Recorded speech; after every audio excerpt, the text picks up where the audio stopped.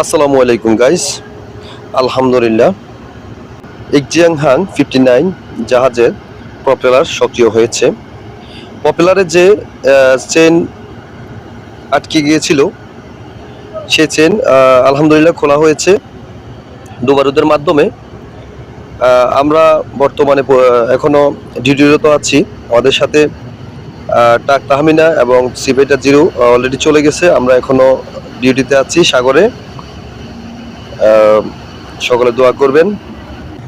আলহামদুলিল্লাহ, আমরা পুশিং করে ধরে রাখছি। ইকজিয়াংহাং মাদার ভেসেলও সামনের দিকে চালিয়ে ঘুরানোর চেষ্টা করতেছে। ওনার সবকিছু সক্রিয় আছে। সকলে দোয়া করবেন মাদার ভেসেলটি যেন সুস্থ সবলভাবে উনি ওনার কার্যক্রম শেষ করে ওনার দেশের উদ্দেশ্যে রওনা দিতে পারে।